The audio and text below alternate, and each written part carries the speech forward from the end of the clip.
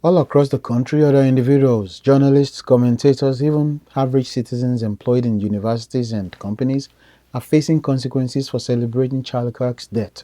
Some people are outraged by this, crying cancel culture. But let's stop and think. These aren't people being fired for holding a political opinion.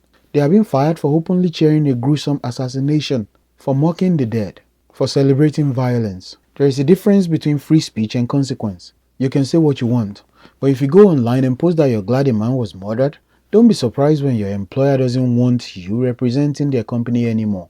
Because here is the truth. Celebrating assassination isn't politics, it's barbarism. And companies, schools, and organizations have every right to say, we don't want that darkness attached to our name. This is of course bigger than Charlie Kirk, bigger than Jimmy Kimmel, bigger than any single person who's lost their job.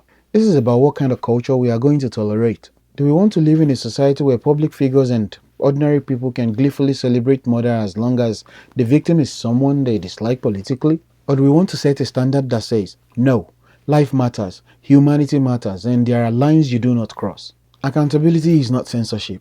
Accountability is how we draw those lines. Without it, the rot spreads.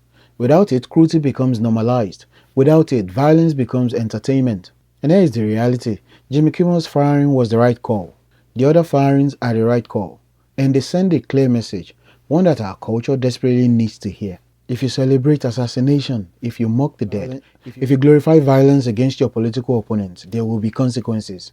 This is not about silencing political disagreement. This is about protecting human dignity. Because if we cannot even agree that celebrating murder is wrong, then we've lost more than civility, we've lost our very humanity. Now lastly, think about it.